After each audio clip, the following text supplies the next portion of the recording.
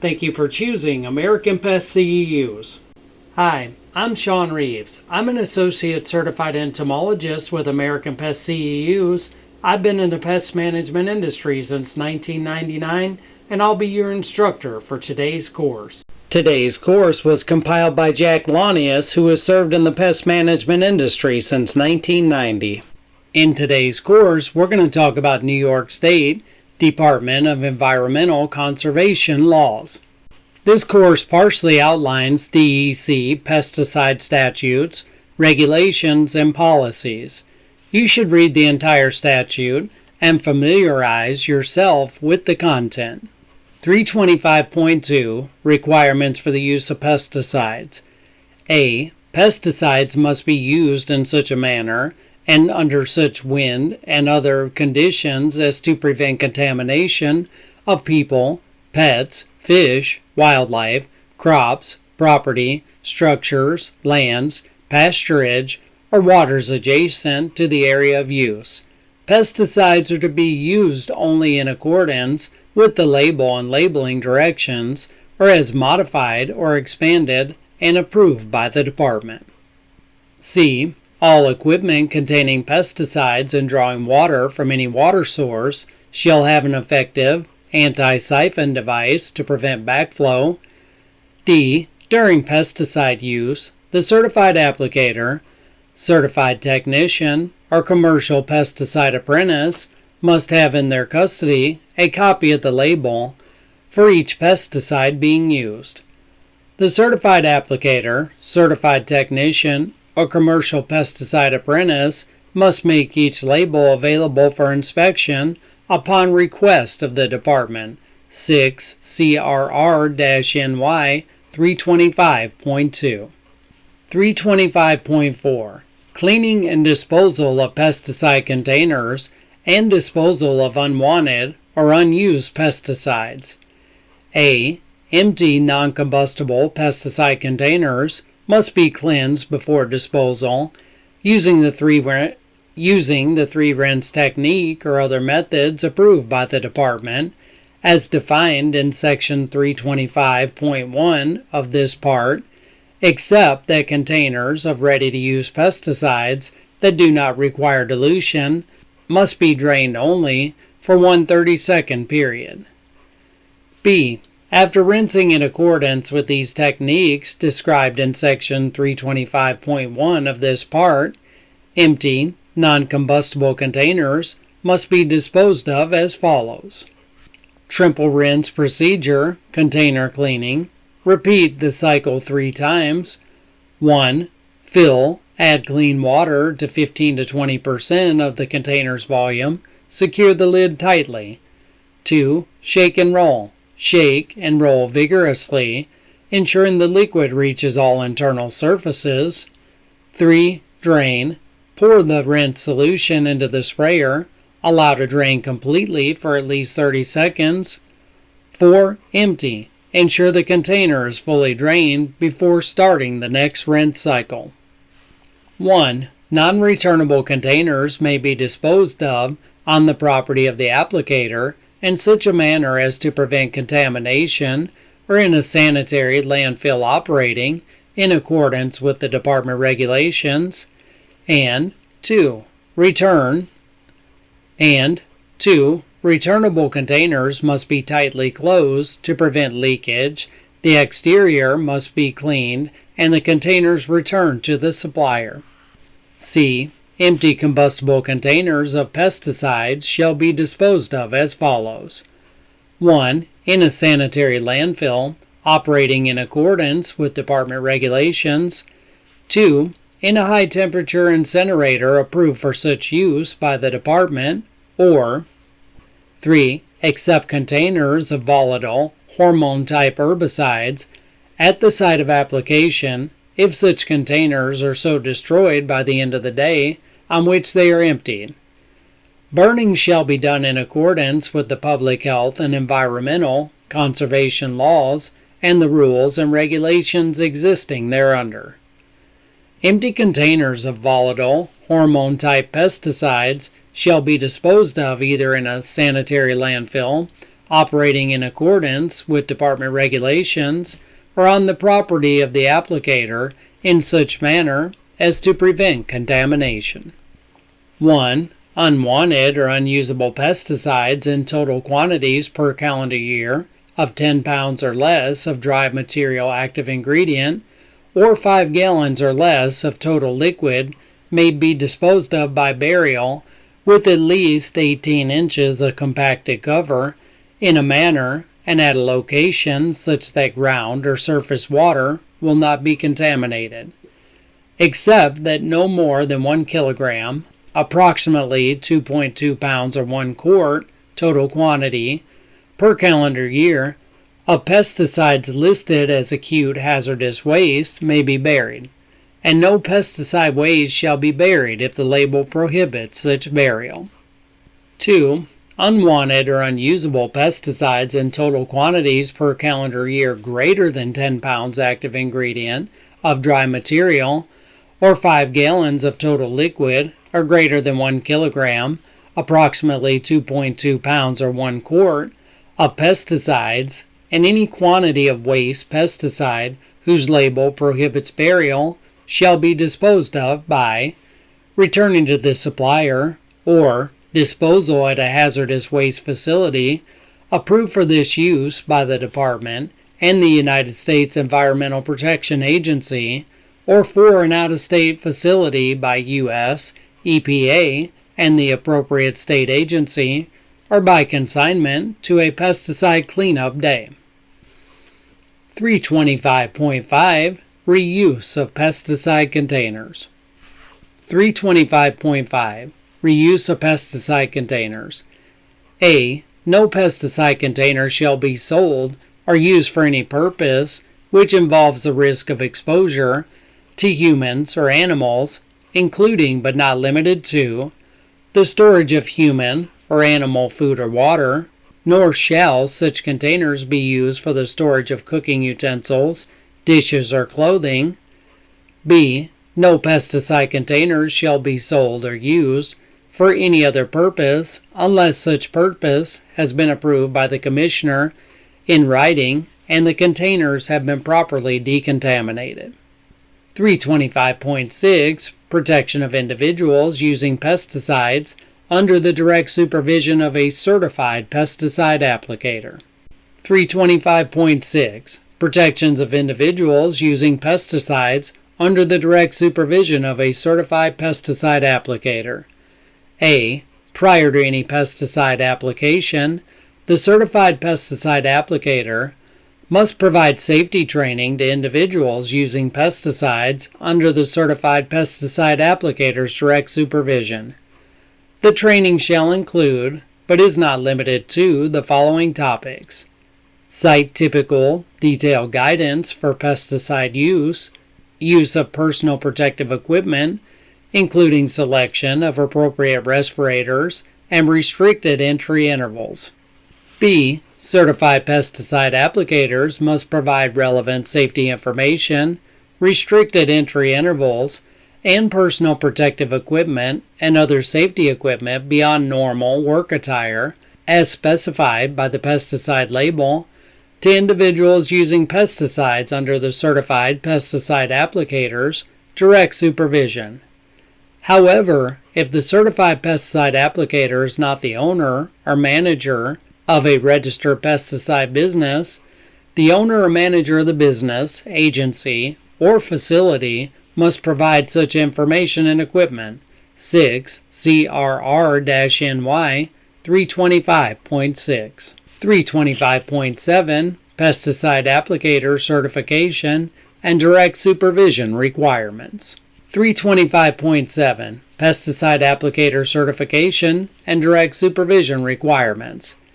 A. An individual must not engage in the commercial application of pesticides, the private application of restricted use pesticides, or the sale of restricted use pesticides unless that individual is a certified applicator and possesses, on their person, a valid identification card issued by the Department and made such identification card available upon request of this Department. Full certification is not required for 1. A certified commercial technician, hereinafter referred to as technician, using general use pesticides. 2. A technician using pesticides under the direct supervision of a certified commercial pesticide applicator as required in subdivision D of this section. 3. A commercial pesticide apprentice, hereinafter referred to as apprentice, using pesticides under the direct supervision of a certified commercial pesticide applicator as required in subdivision D of this section. 4. An individual using restricted use pesticides under the direct supervision of a certified private pesticide applicator as required in subdivision D of this section on agricultural commodities located on property owned or leased by the certified private pesticide applicator or the applicator's employer.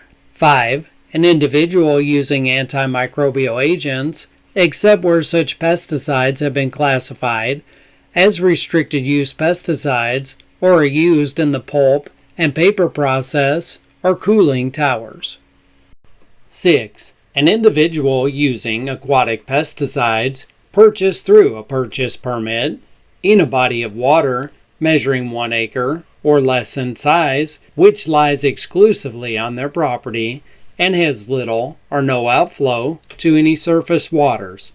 7. A technician engaged in the application of microbial pesticides by ground equipment in or over any surface waters of the state. However, such an individual must successfully complete a department-approved 30-hour certification course related to this type of application. 8. A doctor of veterinary medicine or a veterinary technician working under the veterinarian's direct supervision, licensed to practice within New York State. Such exemption from certification requirements applies only when engaged in the use of general use pesticides.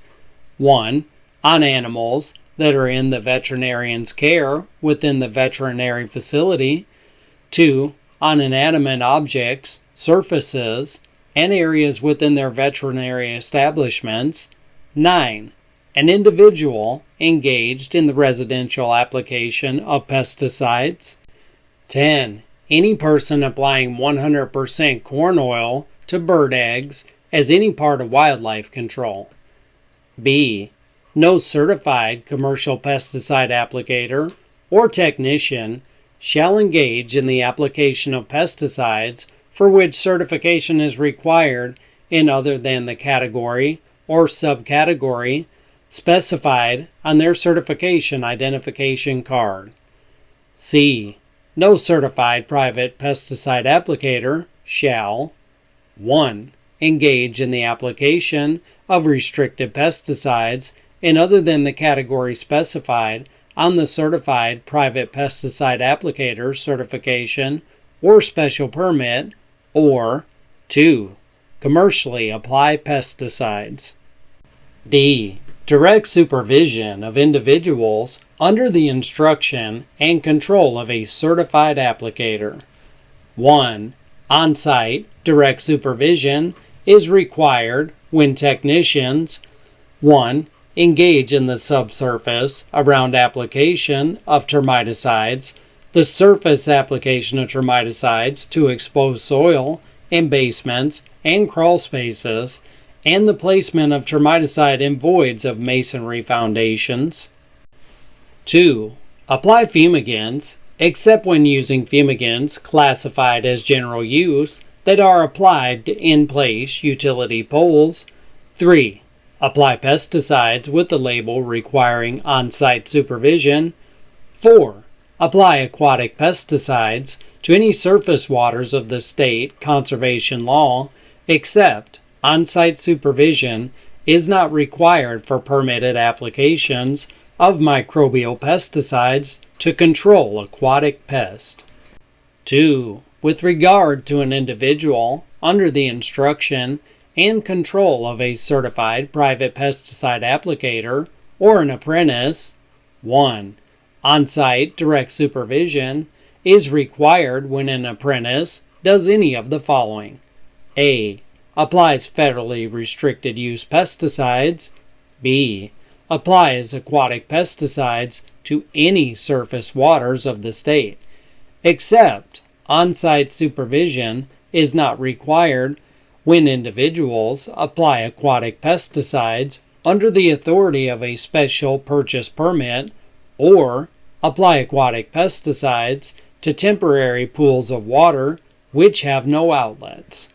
C. Applies pesticides with a labeling requiring on-site supervision. D. Applies pesticides within or on the premises of licensed daycare facilities, elementary and secondary schools, and hospitals. 2. On-site direct supervision is required when an individual, under the instruction and control of a certified private pesticide applicator, applies federally restricted use pesticides. 3.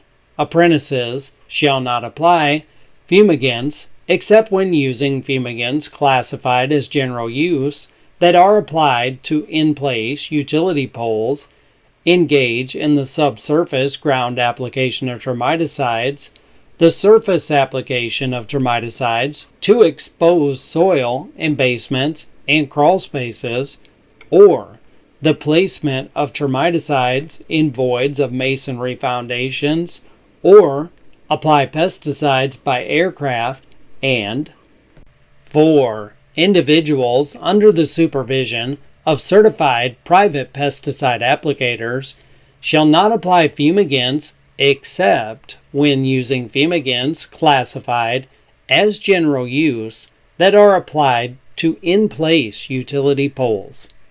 3. During pesticide use by any individuals under the supervision of a certified private pesticide applicator, a technician, or an apprentice that requires on-site direct supervision, the certified pesticide applicator must be physically present at the application site and within voice contact of the individual being supervised. When a technician uses a fumigant, under the direct observation and instruction of the certified applicator, except when using fumigants classified as general use that are applied to in-place utility poles. 4. Off-site direct supervision is allowed when an individual working under the instruction and control of a certified private applicator or apprentice uses pesticides that do not require on-site supervision, or when a technician applies restricted use pesticides other than those requiring on-site supervision or those applied by an aircraft. 5. During pesticide use that allows off-site direct supervision, the certified commercial applicator must ensure that the apprentice or technician has a means to contact and is able to contact the supervising certified applicator within a reasonable time not to exceed 30 minutes, and that a technician applying pesticides by aircraft maintains radio contact with the certified applicator. 6. A certified commercial pesticide technician may apply aquatic microbial pesticides or general use pesticides without working under the direct supervision of a certified applicator, except when using fumigants that require on-site supervision, or when using termiticides by subsurface ground application, surface application to expose soil in basements or crawl spaces, by placement in voids and masonry foundations, or when applying pesticides by aircraft. 6 CRR-NY 325 325.7. 325.8. Eligibility for pesticide applicator certification. A. Commercial applicator. An individual shall be eligible for commercial pesticide applicator certification in specific categories or subcategories if that individual has 1. At least 1 year of verifiable experience as a technician with an additional 12 hours of category-specific recertification training, or has 2 years of verifiable experience as a technician and has not had the technician certification suspended, revoked, or modified as provided in Section 325.13 of this part, and petitions the Department for full certification.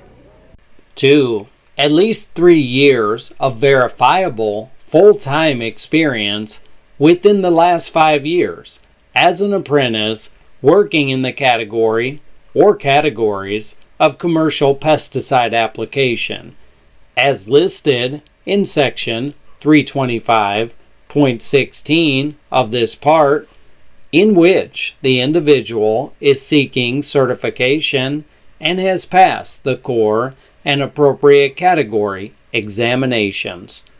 For purposes of this paragraph, a year of full-time experience shall be deemed to have been met when a full season's experience is completed in those certification categories that are seasonal. 3. At least 3 years of verifiable experience within the past 5 years as a certified private pesticide applicator in a corresponding private category and has successfully passed the appropriate commercial category examinations. 4. Certification in another state with which New York State has reciprocity, or 5. At least 3 years of experience in the sale of pesticides or industrial chemicals, or can otherwise demonstrate through applicable training certifications or educational degrees that the individual possesses appropriate technical background as determined by the department and has successfully passed the appropriate certification examinations if seeking pesticide applicator certification in the sales category. B. To be eligible for certification in subsequent categories of commercial applicator certification, an individual must have at least 1 year of experience in the category in which the individual seeks certification, or obtain 12 hours of such category-specific training approved by the department, except that 1. Individuals certified in ornamental and turf pest control, forest pest control, or right-of-way pest control meet the experience or training requirements to be eligible for certification in any of these categories, and 2. Individuals certified in agricultural plant, animal pest control, ornamental and turf and forest pest control do not need to meet the experience requirement to be eligible for certification in regulatory pest control. C. Private applicator. An individual shall be eligible for private applicator certification in specific categories or subcategories if that individual has met the experience or training requirements as set forth below and successfully passed the necessary examinations. 1. The applicant must be at least 17 years of age at the time an application for certification is made, and 2. Have at least 1 year of full-time experience within the last 3 years in the use of pesticides in the category or categories of private pesticide certification, in which the individual is seeking certification. For purposes of this paragraph, full-time experience shall be deemed to have been met when the individual has had at least one growing season of experience in those certification categories that are seasonal, or 3. Have completed a comprehensive 30-hour training course approved by the department, or have received an associate's or higher level degree from an accredited college or university which covers the topics listed in section 325.18 of this part and related categories in the section 325.16 or 325.17 of this part. 4. Have 1 year of verifiable experience as a certified commercial applicator in a corresponding commercial category. 6. CRR-NY 325.8. 325.9. Eligibility for pesticide technician certification. A. For an individual to be eligible for commercial pesticide technician certification, the individual must 1. Be at least 17 years of age at the time an application for technician certification is made, and 2. Have successfully completed a comprehensive 30-hour training course approved by the department in related topic.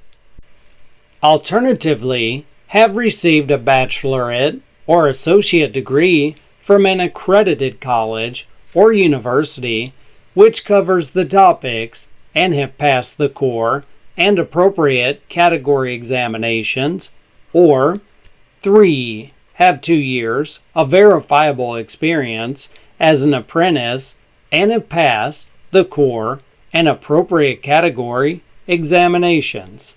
6. CRR-NY 325.9. 325.10. Eligibility and training for pesticide apprentices. A. Each individual engaged in the commercial application of pesticides who is not a certified applicator or technician is considered a pesticide apprentice. An apprentice must be at least 16 years of age. An apprentice is required to receive 40 hours of pesticide use experience under the supervision of a certified applicator and receive a minimum of 8 hours of instruction on the requirements in section 325.18 of this part before such apprentice can apply general use pesticides under the off-site direct supervision of a certified applicator. It is the responsibility of the certified pesticide applicator or registered business to determine and so state that an apprentice is competent to perform applications. B.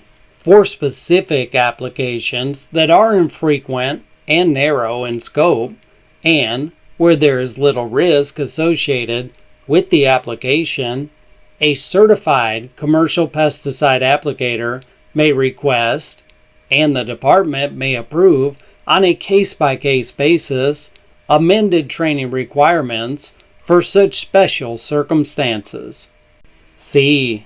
Documentation that a certified commercial pesticide applicator observed and instructed the apprentice as required in subdivision A of this section must be maintained by the certified commercial pesticide applicator or registered business for 3 years. Such documentation must be made available to the department upon request. Documentation must include the following: 1. Name and address of apprentice. 2. dates of instruction or observation. 3. Content of training and certification category. 4. Instructor's name and certification identification number. And 5. An evaluation concluding that the apprentice is competent to perform pesticide applications. D. A copy of the documentation required in Subdivision C of this section must be made available to the apprentice if requested.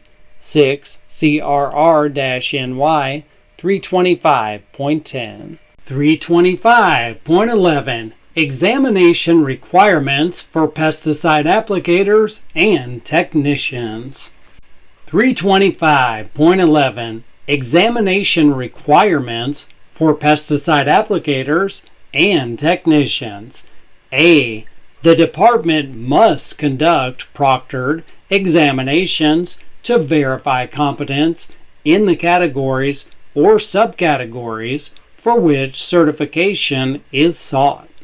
325.11. Examination requirements for pesticide applicators and technicians.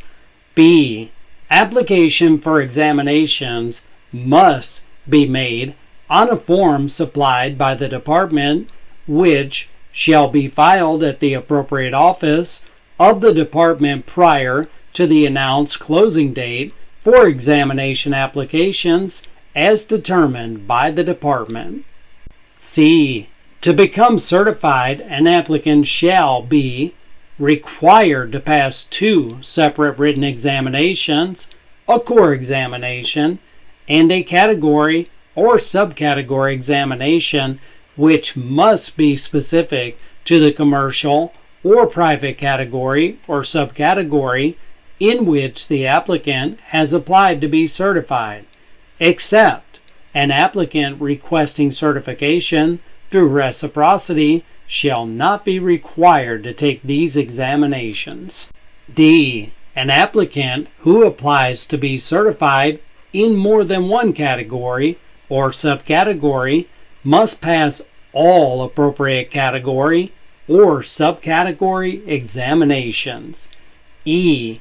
An applicant who fails the core examination twice must successfully complete a course or courses of instruction approved for at least 8 credit hours prior to re-examination. F. An applicant who fails a category or subcategory examination 3 times in succession must retake both the core and category. G. An applicant who passes a core examination must also pass a category examination within 6 months. Failure to do so will require the applicant to retake the core examination. H. An applicant who passes a core and category examination and does not pay the required certification fees within 6 months must retake both the core and category examinations. I. A fee in the amount specified by Article 33 of the Environmental Conservation Law is required for taking a core and category examination and each subsequent examination. 1. Every applicant for pesticide applicator certification shall pay an examination fee of $100 for each examination. 2. Fees for pesticide applicator certification shall be $450 for commercial pesticide applicator certification in one individual category, $150 for each additional category, and $150 for each additional subcategory chosen. For private applicators, a fee of $25 for the initial certified private applicator and $5 for subsequent applicators on the same farm or business shall be charged at the time of initial certification, renewal of certification, or recertification. J. An applicant will be eligible for the commercial pesticide applicator, technician, and private pesticide applicator certification examinations if the applicant 1. Applies to the department, 2. Meets the eligibility requirements, 3. Has paid the appropriate fees required in Article 33 of the Environmental Conservation Law. K. An applicant who fails to attend a scheduled examination session in which a prepaid examination fee is required shall forfeit such fee. 6. CRR-NY 325.11. 325.12 Identification Card Issuance and Renewal Requirements for Pesticide Applicators and Technicians. A. On passing the required core and appropriate category examinations, an individual will receive a notice to pay the appropriate certification fees. Fees shall be in the amount specified in Article 33 of the Environmental Conservation Law. B. On receipt of the required fees, the department will issue an identification card to the certified applicator or technician. The identification card will specify the categories and subcategories of commercial applicator or technician or private applicator in which the applicator may engage. C. The certification of categories or subcategories of certification shown on a pesticide applicator or technician certification identification card shall be valid for a period of 3 years unless suspended, revoked, or otherwise modified by the department. D. Certified pesticide applicators or commercial technicians must complete the following requirements to renew their pesticide applicator certification identification card. 1. Pay the fees specified by Article 33 of the Environmental Conservation Law. And 2. Have a history of satisfactory performance for each category or subcategory. A history of satisfactory performance is indicated by possession of a valid certification identification card that has not been suspended, revoked, or modified. E. A certified pesticide applicator or technician whose certification has been expired for 3 or less years may renew such certification by paying the appropriate fee. Upon payment of such fee, the applicator's certification will be renewed for 3 years from the prior expiration date. F. The certification of a certified pesticide applicator or commercial technician whose certification has been expired for 3 years or more may not be renewed until the applicator has retaken and passed the core and category examinations. 6. CRR-NY 325.12. 325.13 Denial, suspension, or revocation of certified pesticide applicators and technician certification. A. The department may deny an application for a certification identification card or may suspend, revoke, or otherwise modify such identification card once issued for reasons including, but not limited to, the following. 1.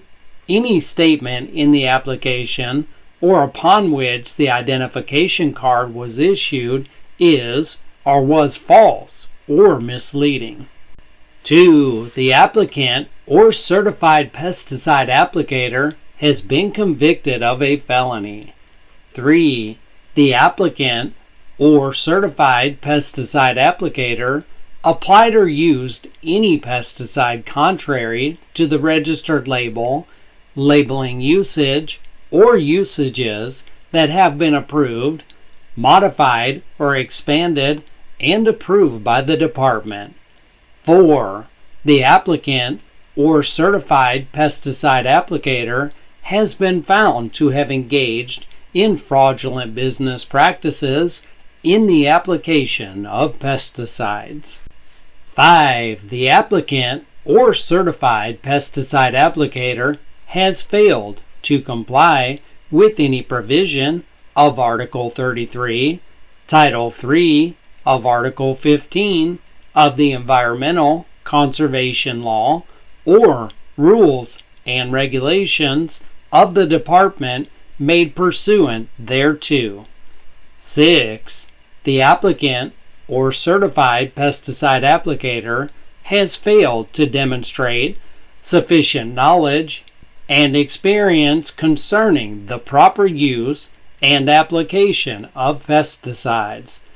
7. The applicant or certified pesticide applicator has falsified any records or reports or has failed to maintain such records or reports required by this part or any applicable statute. Or 8. The applicant or certified pesticide applicator has been convicted of a criminal violation under Section 14B of the Federal Insecticide, Fungicide, and Rodenticide Act, hereinafter referred to as FIFRA, as amended, or has been made subject to a final order imposing a civil penalty. B.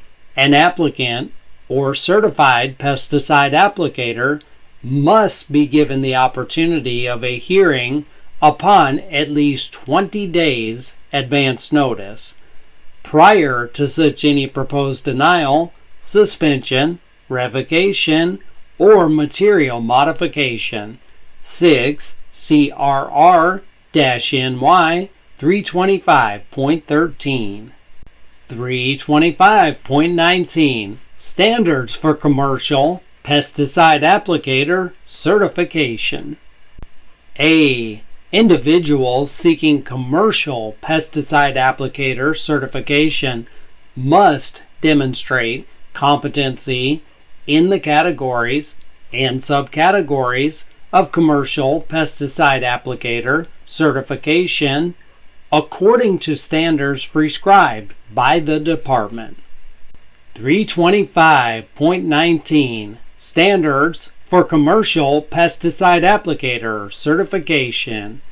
Competence in the use and handling of pesticides shall be determined on the basis of written examinations prepared by the department and, as appropriate, performance testing based upon standards set by the department. Such examination and testing shall include general standards applicable to all categories and additional standards specifically identified for each category or subcategory in which the applicator is to be classified. 325.20. Standards for Private Applicator Certification.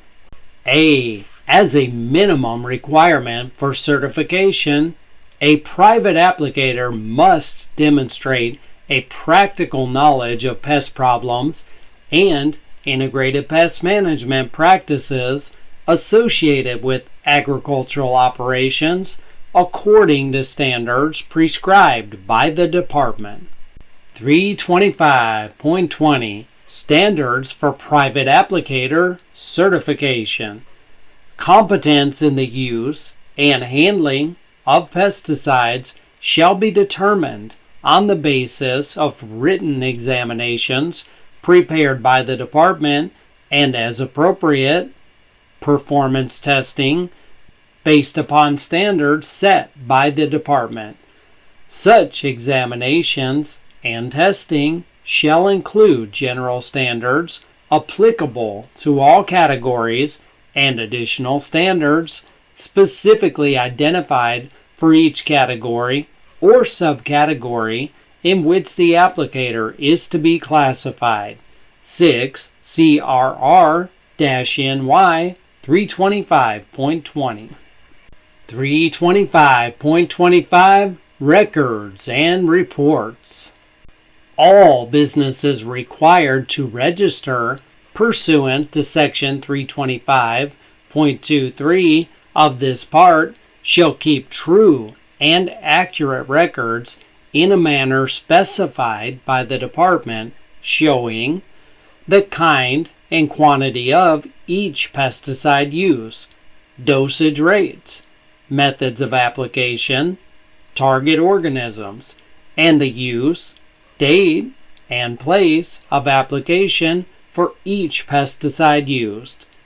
These records shall be maintained on an annual basis and retained for a minimum of 3 years and shall be available for inspection upon request by the Department. All such businesses shall file annual reports with the Department at its main office in Albany no later than January 15th of each year. Such reports to cover the previous calendar year. The reports shall be on forms provided by the Department and shall list the quantity of pesticides used, reported for each product. EPA registration numbers shall be used as a reference to the product. Product names shall not be used. Commercial applicators who are not employed by a registered business, including but not limited to building superintendents and employees of cemeteries or golf courses, shall keep true and accurate records as provided in Subdivision A of this section and file reports as provided in Subdivision B of this section.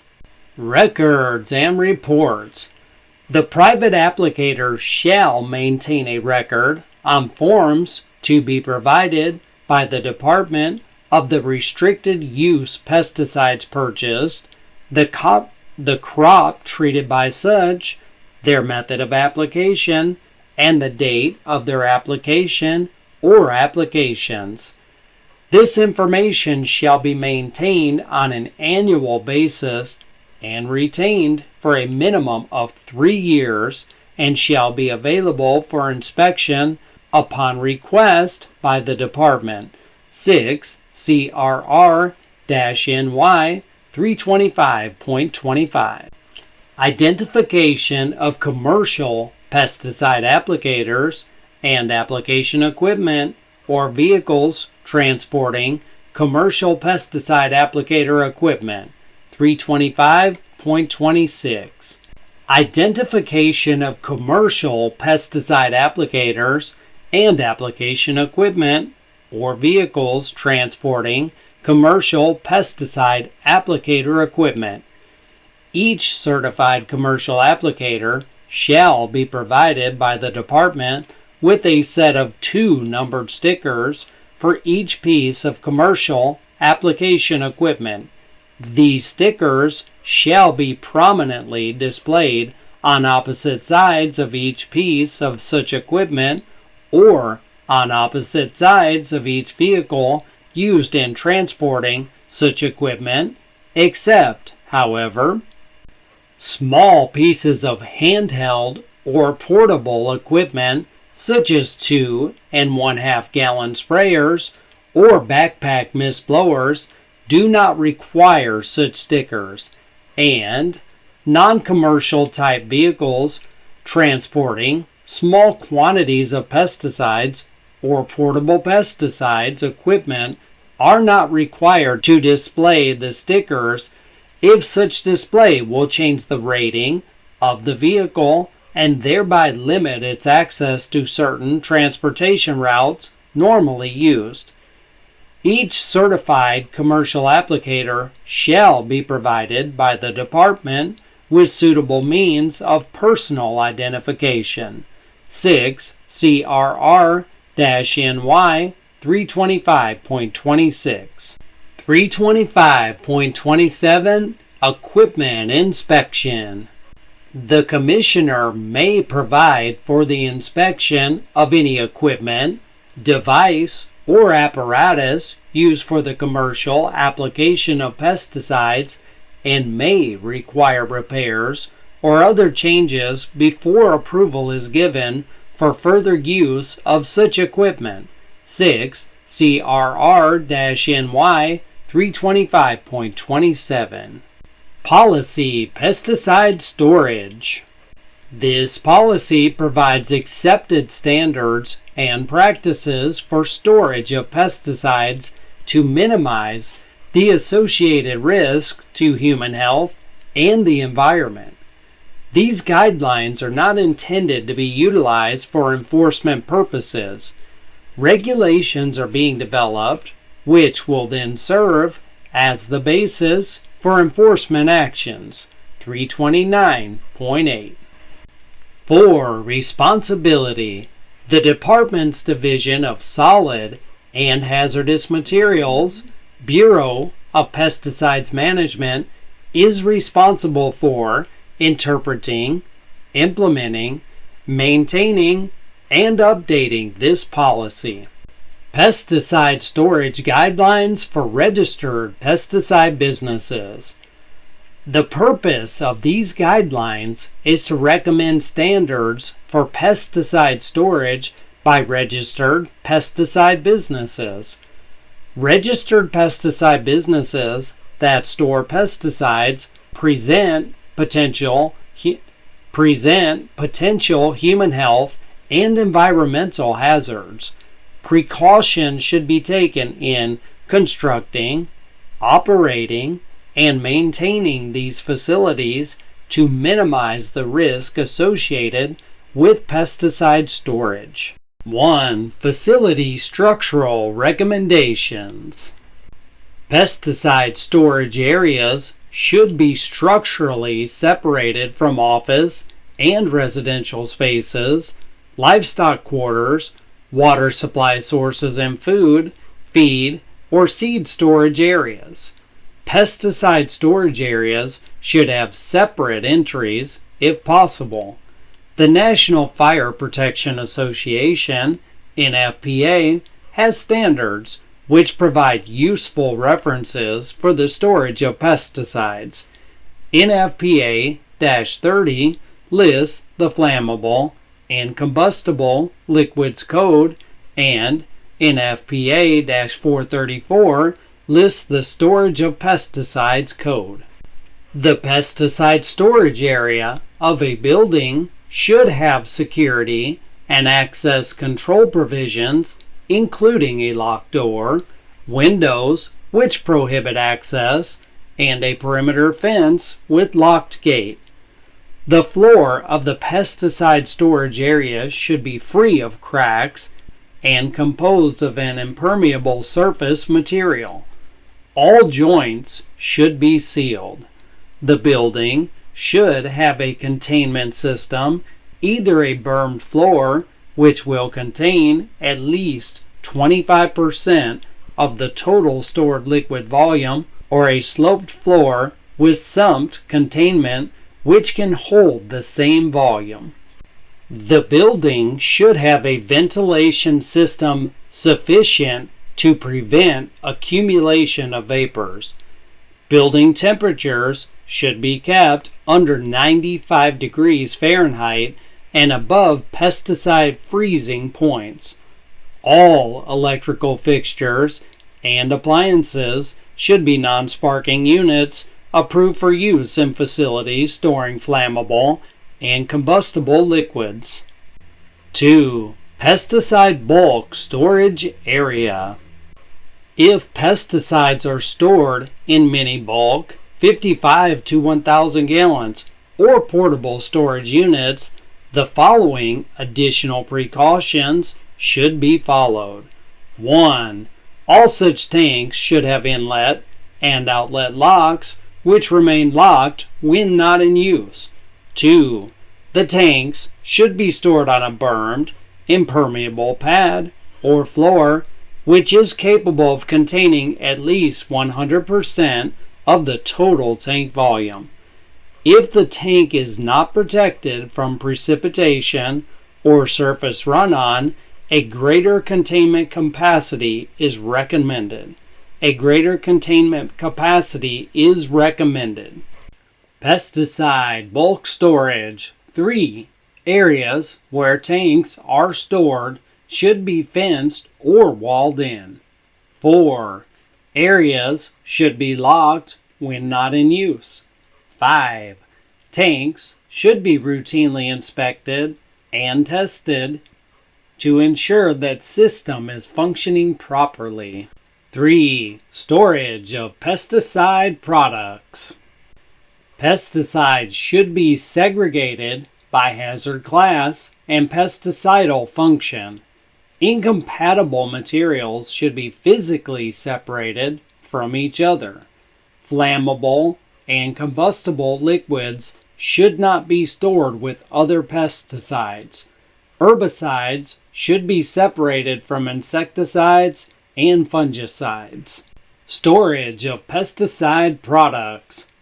Potentially reactive materials should be separated from other materials by dike, berm, wall, or other physical barrier.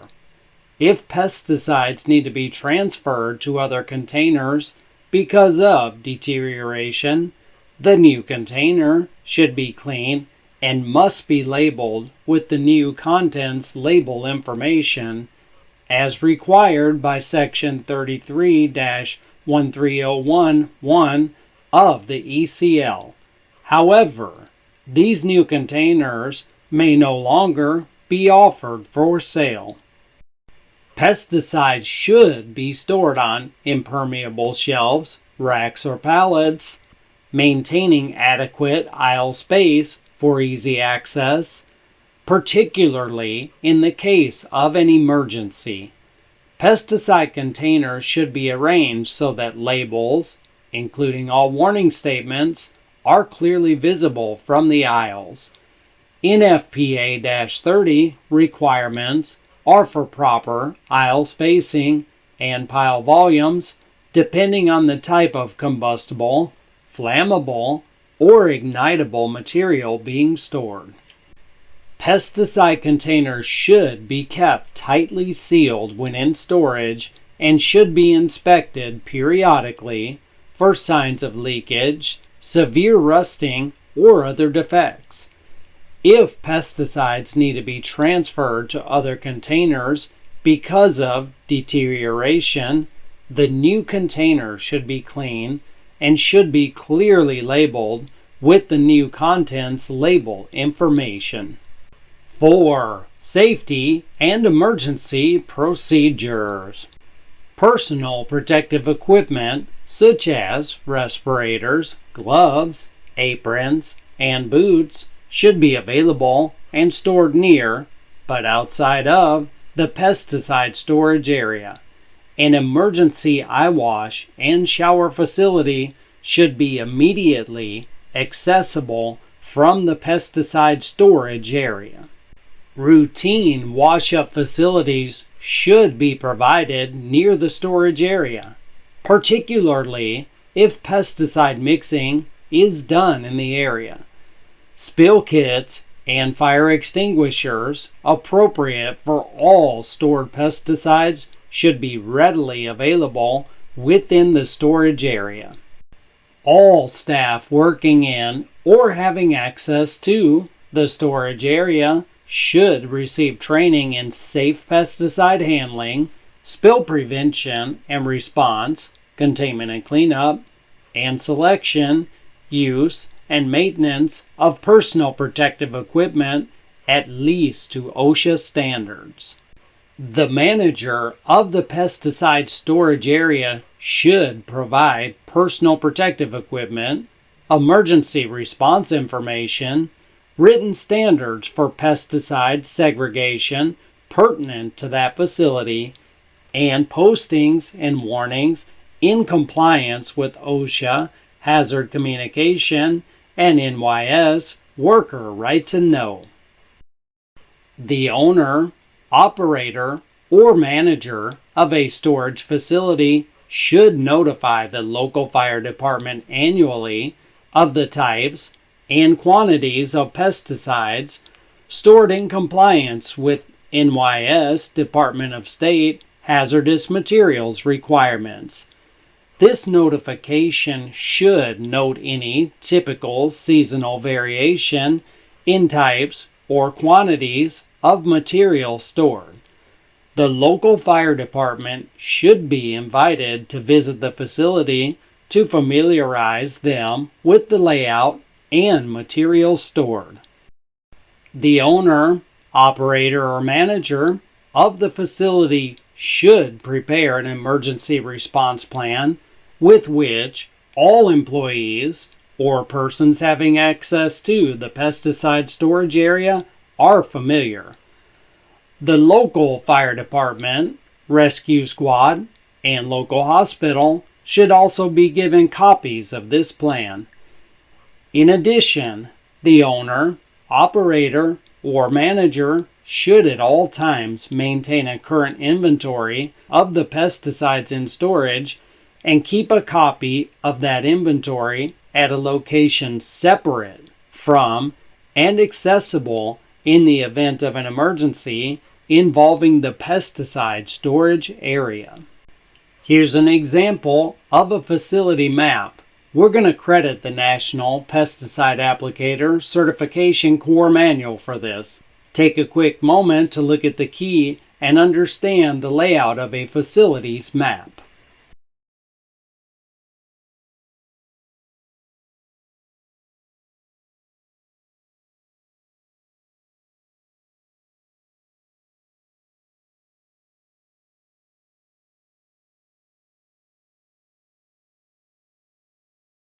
A first aid kit appropriately equipped for initial response to pesticide poisonings must be readily available but should not be kept in the pesticide storage area. All persons having access to the storage area should be familiar with this kit and its use. Pesticide mixing areas. Areas used for mixing of pesticides should have additional precautions. Health standards require that water supplies be protected with anti-siphoning devices. Areas where pesticide concentrates are handled should be equipped with vent hoods, fans, or other vapor removal equipment. Empty container storage should be a separate, secure section within the general pesticide storage area. All rinse aids, including wash waters from cleaning of spray equipment, should be collected and stored above ground. Stored rinse aids should be appropriately recycled, for example, as makeup water in later tank loads. Pesticide Storage Guidelines. Pesticide storage guidelines for private applicators, certified commercial pesticide applicators, and certified commercial pesticide technicians. The purpose of the guidelines is to recommend standards and practices for pesticide storage by private and other individual pesticide applicators. Storage of pesticides may present potential human health and environmental hazards. Precautions should be taken to minimize these risks. The guidelines are intended to assist private and other applicators to achieve effective pesticide storage. Pesticide storage areas should be structurally segregated from residential, office, and general work areas, livestock quarters, food, feed, or seed storage, and water supply sources, preferably in a separate building or shed. The pesticide storage area should have a continuous raised berm on all sides of the floor, and berm and floor should be sealed to create and berm and floor should be sealed to create a continuous impervious surface. Spill containment materials and fire extinguishers appropriate for the pesticide stored should be conveniently accessible in the pesticide storage area. Personal safety equipment such as gloves, aprons, and respirators appropriate for the pesticide stored and handled should be available, convenient to, but not within, the pesticide storage area. The pesticide storage area should be locked and prominently posted with pesticide storage warnings.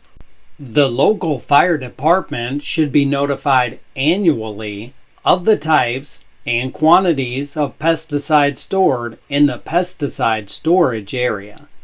A basic fire response plan should be prepared, submitted to the fire department, and reviewed annually.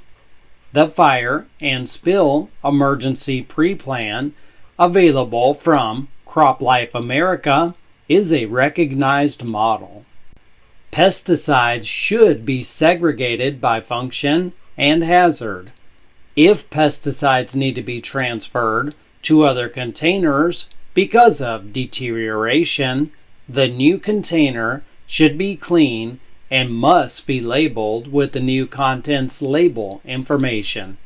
However, these new containers may no longer be offered for sale. Areas where pesticides are mixed and equipment loaded or cleaned should be appropriately bermed with impermeable floors.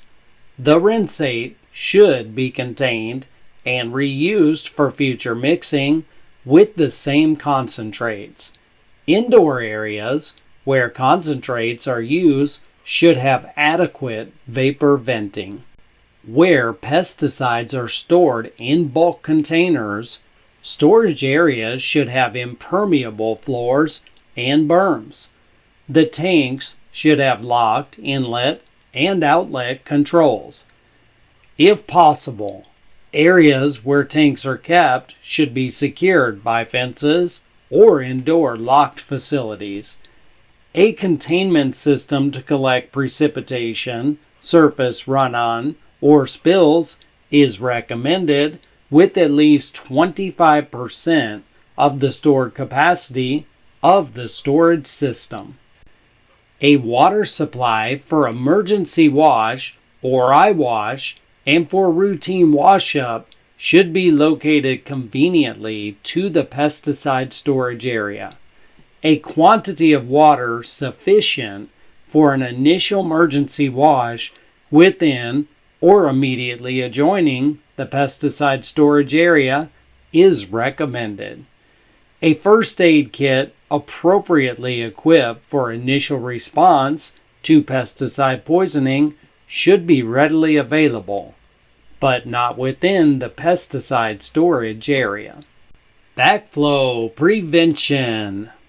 The department has determined that an effective anti-siphon device will be limited to the backflow prevention assemblies approved by the New York State Department of Health, DOH, Bureau of Public Water Supply Protection, and the air gap separation described in this policy. The DOH, Bureau of Public Water Supply Protection, has determined that, due to hazards associated with pesticides, only 2 assemblies, as well as an air gap separation, are acceptable for use with pesticides, specifically reduced pressure principal assemblies, RPZ, and reduced pressure detector assemblies, RPDA. All equipment containing pesticides and drawing water from any water source shall have an effective anti-siphon device to prevent backflow. To facilitate compliance with this regulatory requirement, this policy provides information on approved anti-siphon devices and the air gap separation. Air gap. An air gap separation is an unobstructed physical separation through the free atmosphere between the lowest opening from any pipe or faucet supplying water to a tank, plumbing fixture, or other device and the flood level rim of the receptacle. The differential distance shall be at least double the inside diameter d of the supply pipe. In no case shall the air gap be less than 1 inch. Pesticide reporting. Please note, certified commercial pesticide applicators and certified commercial pesticide technicians are required to keep pesticide use records for each pesticide application containing the following information: 1. EPA registration number. 2. Product name. 3. Quantity of each pesticide used. 4. Date applied. 5. Location of application by address, including 5-digit zip code. 6. Dosage rate. 7. Method of application. 8. Target organism. 9. Place of application. These records must be kept for 3 years, must be made available for inspection upon request by the department, and must be sufficient to accurately and precisely provide department staff with a complete description about each pesticide application. They must also enable an individual to return to a site and identify the exact location of the application and the individual responsible for making that specific application.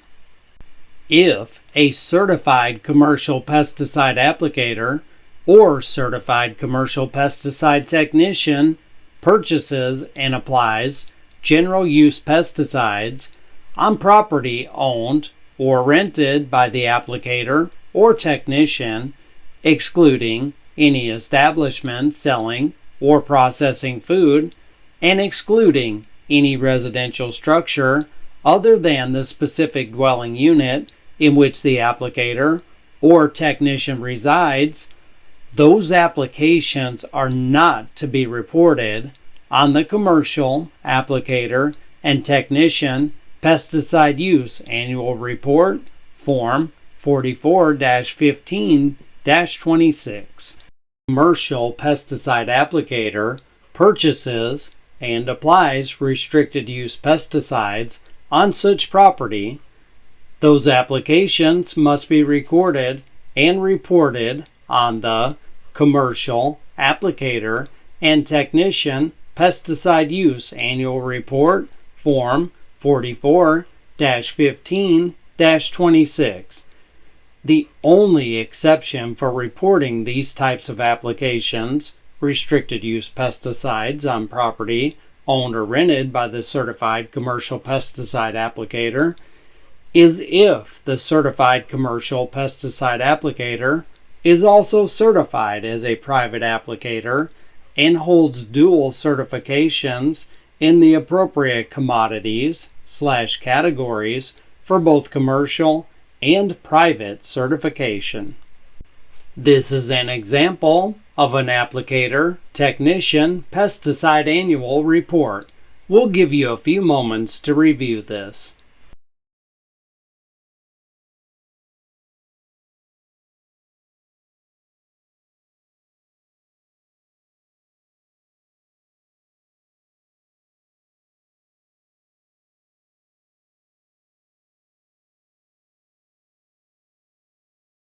And here's an example of the record-keeping information form. Again, we'll give you a quick moment to review this.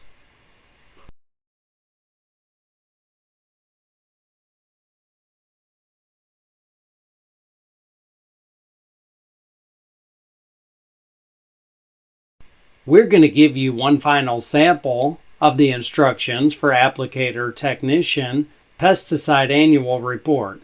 This just gives you an idea of what it looks like filled out. We'll give you a few moments to review this.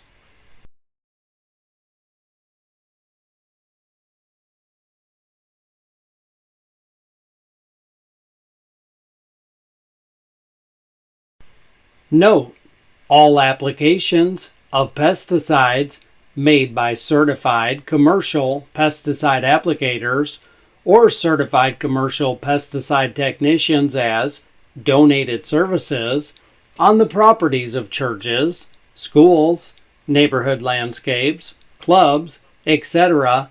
must be reported on the commercial applicator and technician pesticide use annual report Form 44-15-26.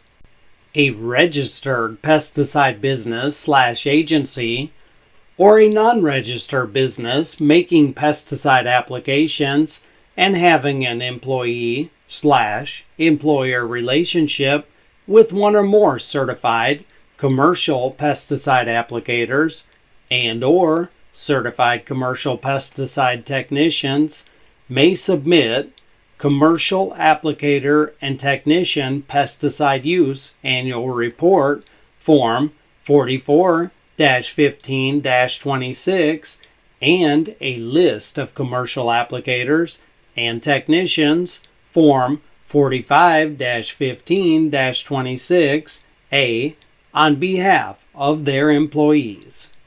If a business or agency chooses to report for the applicators and technicians in their employ all certified commercial pesticide applicator and certified commercial pesticide technician names and numbers who were employed at any time during the reporting year must be included, even if no applications were made by certain individuals, and all applications made by all employees for that year must be reported. Please do not include the names of those employees that are commercial pesticide apprentices. Certified commercial pesticide applicators and certified commercial pesticide technicians leaving general use pesticides such as bait stations, insecticide vapor/attractant strips, or aerosol containers with customers for them to apply at a later date should not report those pesticides on their Commercial Applicator and Technician Pesticide Use Annual Report Form 45-15-26, since the certified commercial pesticide applicators or certified commercial pesticide technicians are not actually making the applications. These applications are treated as if the customers bought the product from a retail establishment and applied it themselves. When pesticides are applied to locations where a street address cannot be associated with that location, such as rights-of-way, transmission lines, stream tributaries, etc., the applications are to be reported by county, municipality, and individual zip code. The street address can be omitted in these instances. Applications made to telephone poles and areas around fire hydrants, etc., that are located within specific property boundary that are located within specific property boundaries must be reported using that specific address as the place of application. Example: if the pole or hydrant being treated is in the right-of-way between the sidewalk and roadway in front of 50 Wolf Road, then the address of the application should be reported as 50 Wolf Road. If the same pesticide product, for example, anti-fouling paint, is applied by a marina registered pesticide business throughout the day, the daily total for that pesticide can be recorded and reported on one line of the annual report. It is not necessary to record individual boat applications separately. However, if more than one pesticide product is used on that day, a separate line must be used to record the day's total for each pesticide product. The department recognizes the problems of reporting thousands or millions of individual addresses associated with large-scale, community-wide spraying operation, such as the large-scale West Nile virus mosquito applications. Upon review of these unique situations and the difficulties involved with obtaining an accurate, commercially available street address database, which is required for the calculation of the exact amount applied to each individual address during a large-scale spraying, the department will allow the applications to be reported by county, municipality, and zip code. Until the means of obtaining such a database is widely available, in these instances only, the street address may be omitted. When a certified commercial pesticide applicator or certified commercial pesticide technician makes an application of this type, the applicator or technician is also required to furnish a detailed map of the area of application to the regional DEC office, so the department and any health researcher can determine precisely where the pesticides have been applied within a zip code. Any areas within the area of application that were not sprayed must be clearly identified and quantified. The total amount of undiluted pesticide used must be consistent with the measurement of the area actually treated and should reflect a rate of application consistent with label directions or is otherwise modified by a permit issued by the department. This documentation should be submitted to the local DEC regional office within 2 weeks of the date of application. It is important to note that a copy of the annual report and additional record-keeping information be retained for a minimum of 3 years and shall be available for inspection upon request by the department. All applications made in these situations must be reported. An emergency situation has no impact on the pesticide reporting law annual reporting requirements. Certified private applicators. Certified private applicators must maintain records of all restricted use pesticides purchased, the crops treated by such pesticides, and the methods and dates of application. A certified private applicator shall, upon request, within 6 months, provide site-specific information relating to these pesticide applications to any researcher entitled to receive such information pursuant to the public health law, provided, however, that such request shall not be granted during planting and harvesting unless at a time and in a manner that is mutually convenient. Purchases any restricted use pesticide or a general use pesticide for the production of agricultural crops, the applicator must provide the location of intended application for that pesticide to the commercial permittee at the time of sale. Commercial applicators. Businesses can submit annual reports for all certified applicators who work for them as they have in the past. The form must list at least one certification ID number. A separate list should be attached listing all certified applicators who work for them for which room was not available on the form. Commercial applicators. This list should be on a separate sheet or sheets and include the applicator's name and certification number and the business registration number of the business submitting the report. Businesses must also submit information for any applications made by applicators who are not certified but are working under another applicator's certification.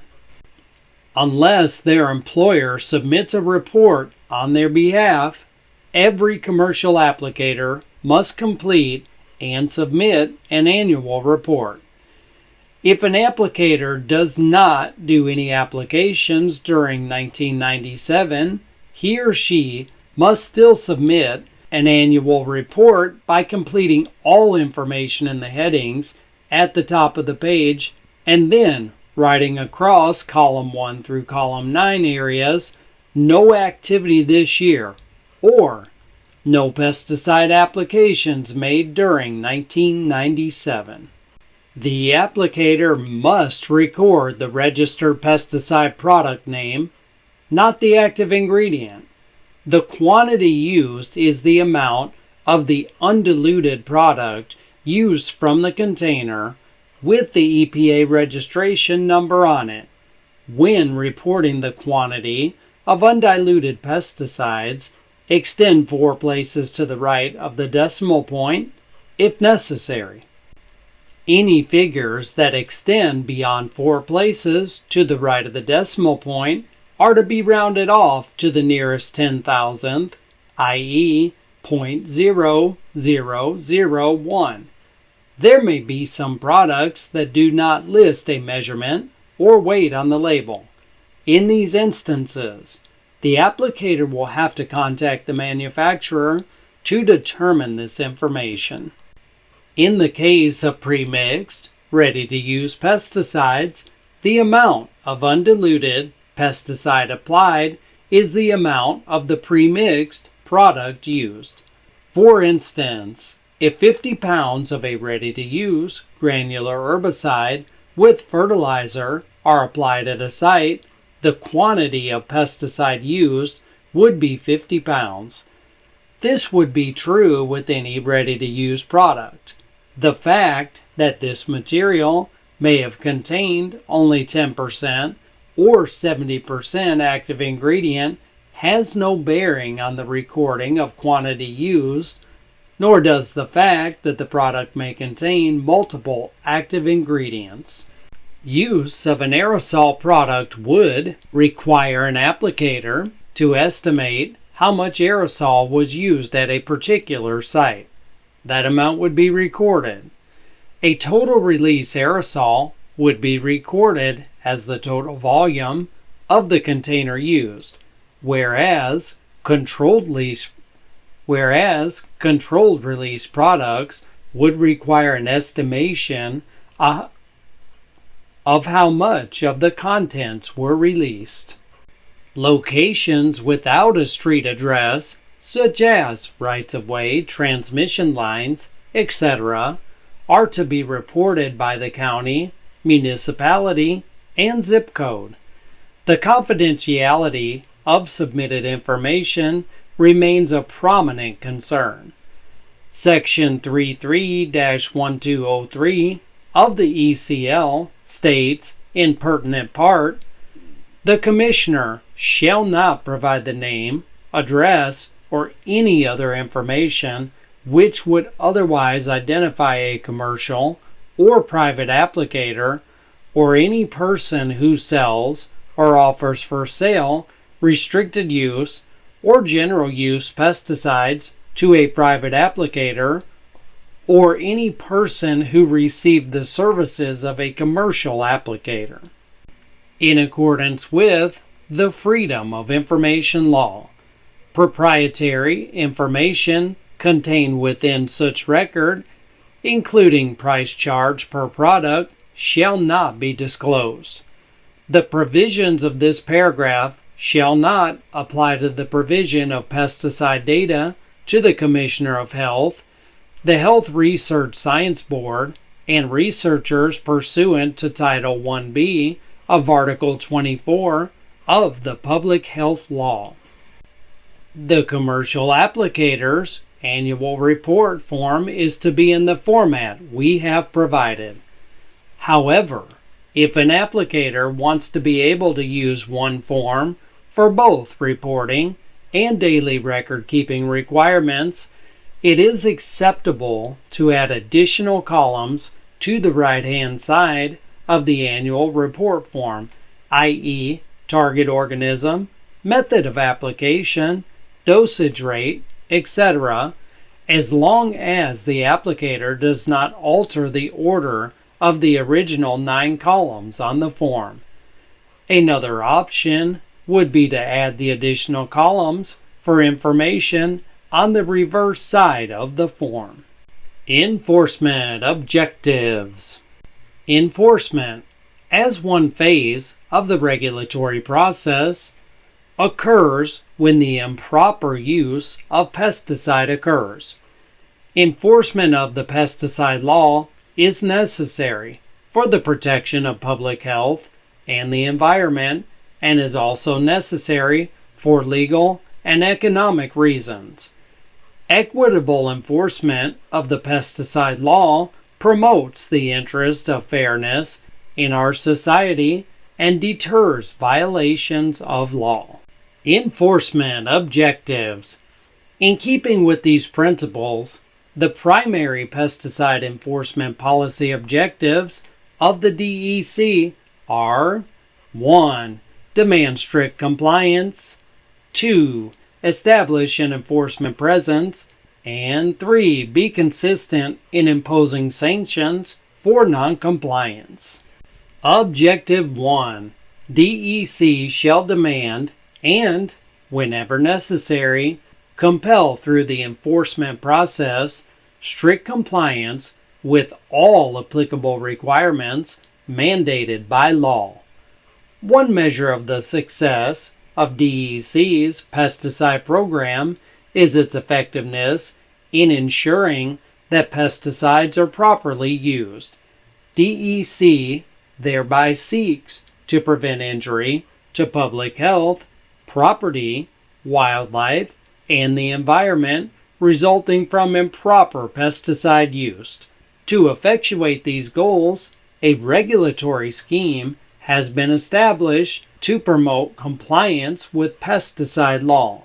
Enforcement action is appropriate to compel compliance and to penalize improper conduct. DEC will employ the entire spectrum of its statutory powers in enforcing compliance with the pesticide law.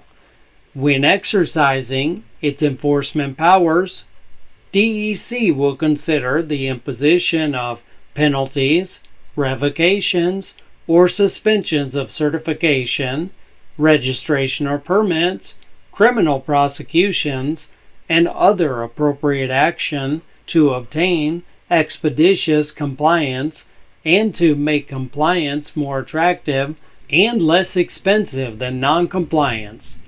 All enforcement action should clearly reflect DEC's will and authority to impose sanctions in appropriate cases. The Environmental Conservation Law provides for the imposition of criminal fines and civil penalties for violations of the pesticide law. Other sanctions of an injunctive or regulatory nature may be imposed under appropriate circumstances. Except for misdemeanor offenses, it is not necessary to show a culpable mental state, nor is it necessary to prove actual environmental harm.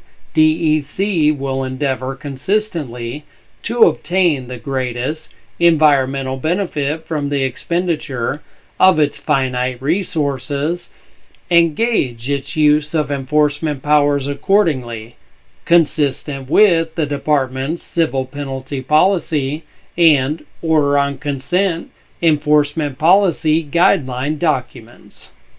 The circumstances warranting the imposition of significant payable penalties are: 1. Where a business or individual engages in willful, bad faith, or negligent conduct that results in violation, or 2. Where a business or individual gains economic advantage by noncompliance, or 3. Where tangible public health and/or environmental damages are detected, e.g., misapplications of pesticides, which result in exposure or injury to persons, property, or environment, or 4. Where substantial administrative or judicial efforts are required to bring a business into compliance with well-defined legal obligations. In the above circumstances, payable penalties must be sought which are commensurate with the amount of the unlawful economic benefit, the extent of the injury or exposures, the culpability of the violator, if applicable, and the amount of administrative cost expended. Objective 2. DEC shall establish an enforcement presence to deter noncompliance in the regulated community and to assure the regulatory process is and is perceived as being fair and equitable. To establish an enforcement presence, DEC should focus on securing the compliance of violators in such a manner that the public will receive the benefits of an enforcement program gauged to achieve the greatest environmental results. Continued. The regulated community will become increasingly aware that the DEC, while fair and equitable, will actively pursue enforcement in a firm and competent manner. Such enforcement action will remove economic benefit, punish significant offenders, and require timely remedial action. While significant violators should be a priority, all cases of noncompliance should receive enforcement attention to the extent enforcement priorities allow. Objective 3. DEC shall consistently apply the sanctions provided by law. Enforcement discretion shall be exercised consistently from region to region. This memorandum reiterates the policy that the 9 regional offices of DEC will implement pesticide enforcement programs, which are subsets of a larger and coherent state program.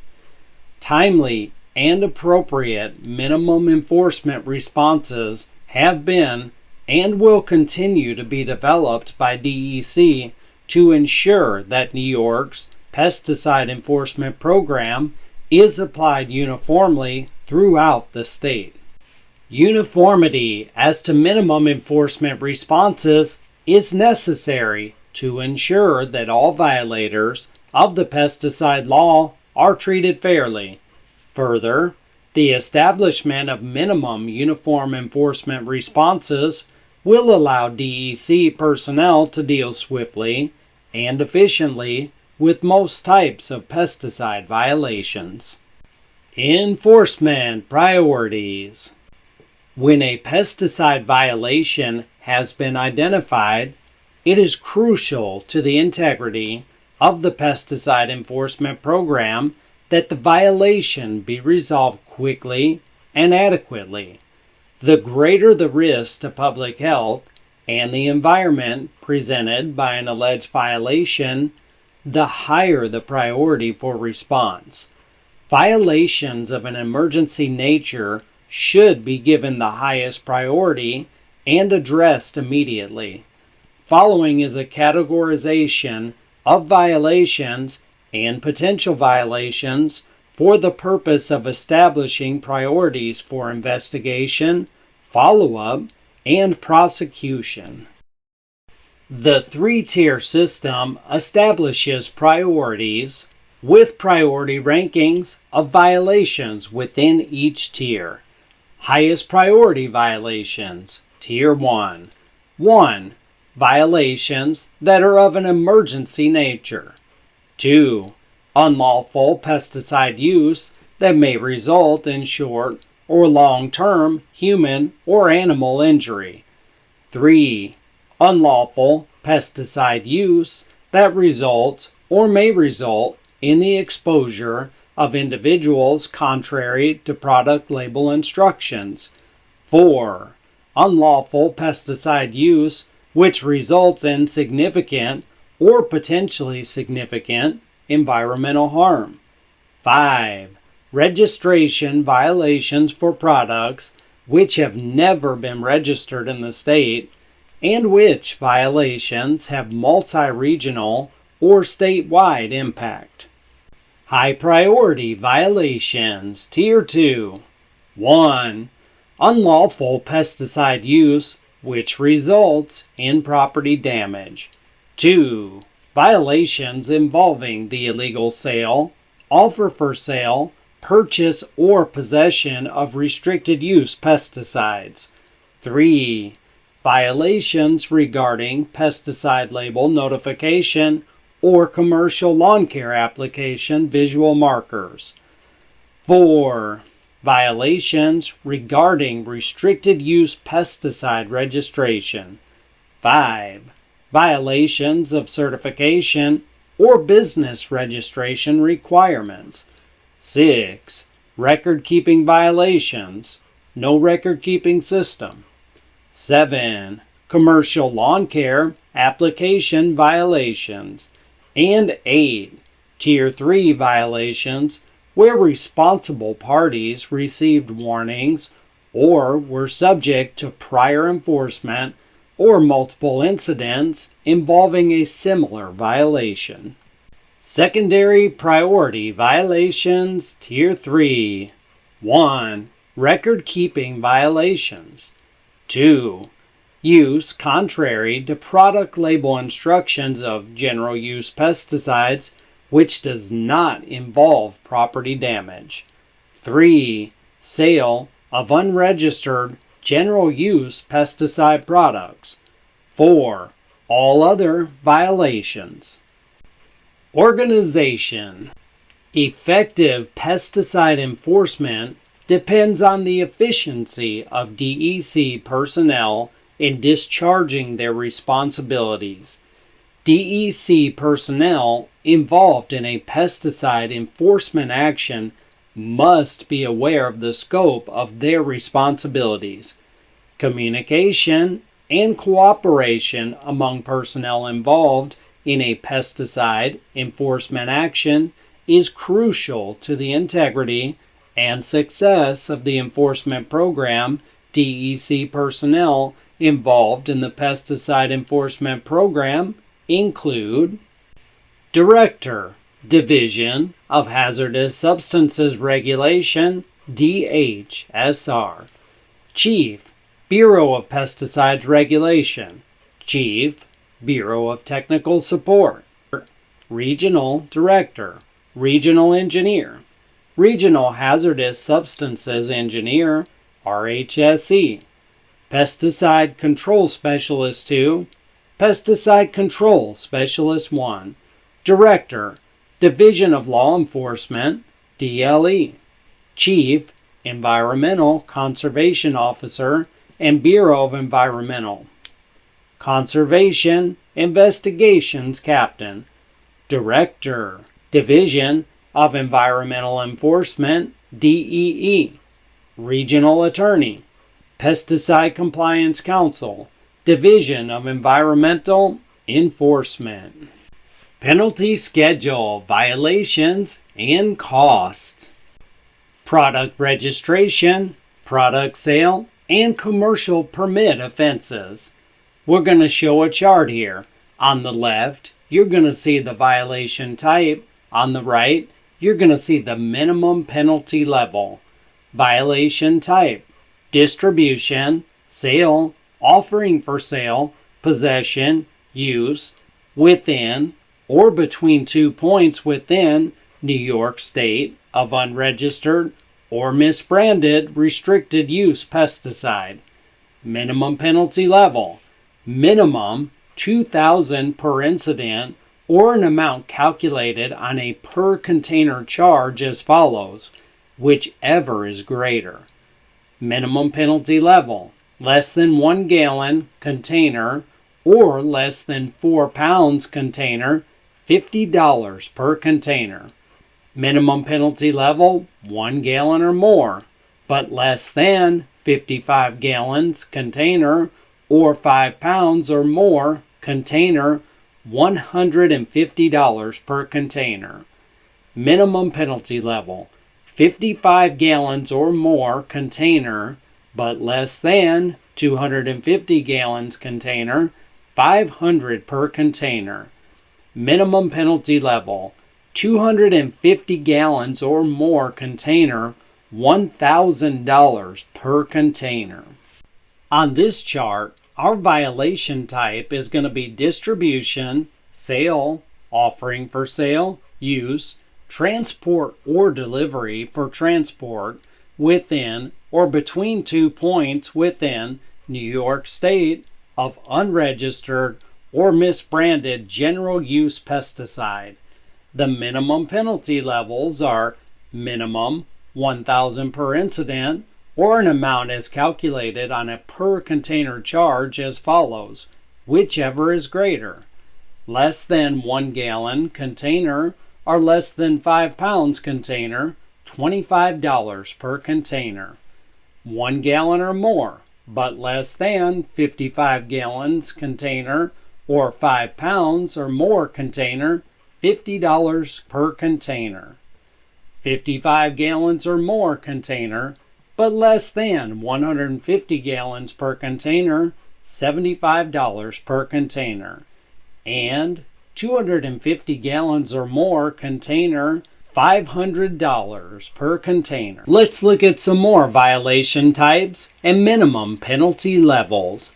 Violation type: sale, offer for sale, possession, use, transport or delivery for transport within New York State of restricted use pesticide without a commercial permit. Minimum penalty level, $1,000 for first offense plus $100 for each additional offense or different product.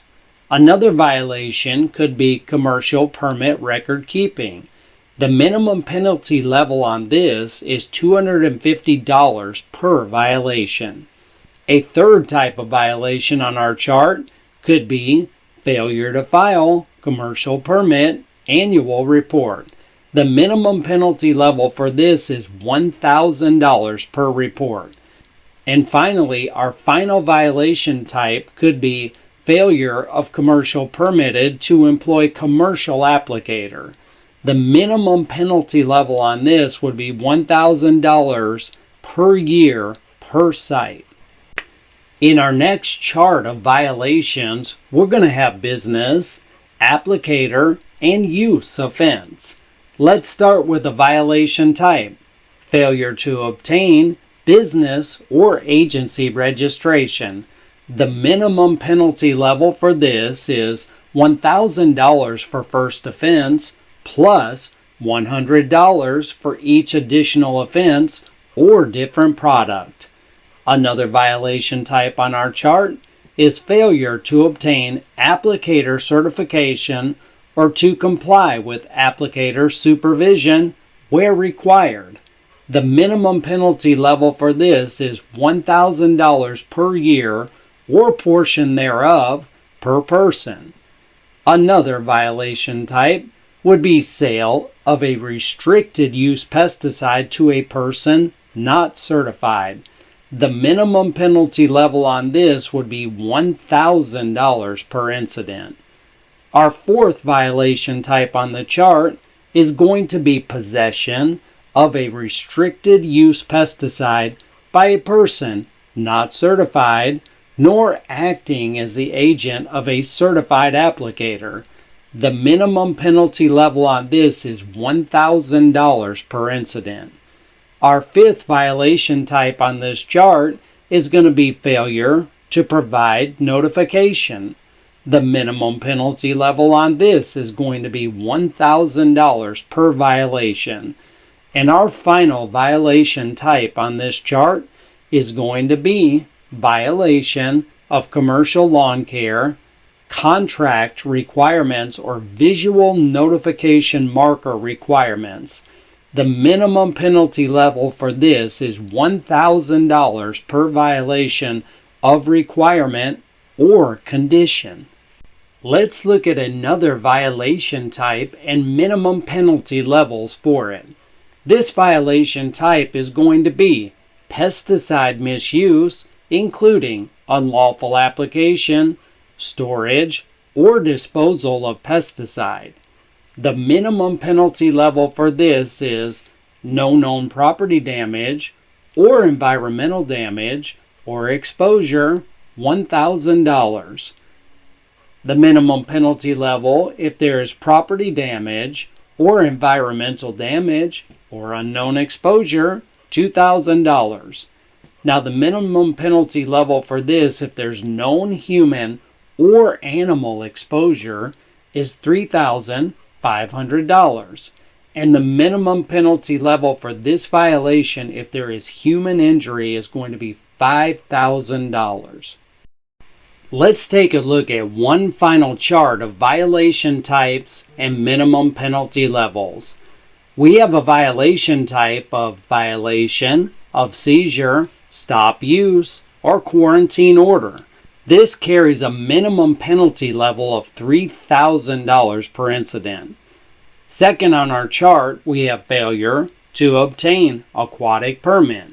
The minimum penalty level for this is $1,000 per incident. Third on our chart, we have failure to comply with aquatic permit conditions. This carries a minimum penalty level of $500 per condition or incident. Fourth on our chart, we have lack of equipment ID. This carries a minimum penalty level of $200 per violation. Fifth on our chart, we have a violation type of record keeping. This carries a minimum penalty level of $250 per violation. Sixth on our chart, we have failure to file business annual report. This carries a minimum penalty level of $1,000 per incident. Seventh on our chart, we have failure to use backflow prevention equipment or technique. This carries a minimum penalty level of $1,000 per violation. Eighth on our chart of violation types, we have failure to provide appropriate personal protective equipment to employee. This carries a minimum penalty level of $1,000 per violation. And finally, we have a violation type of failure to provide required training to employee. This carries a minimum penalty level of $1,000 per violation. Footnotes 1. Minimums cited here are in addition to penalties for actual legal sale of restricted use pesticides. 2. The department characterizes 4 general categories of record-keeping violations. They are 1. No record-keeping system at all. 2. Record-keeping system exists but omits one or more categories of the required information. And 3. Record-keeping system exists and addresses all categories of required information, but entries for many applications are incomplete.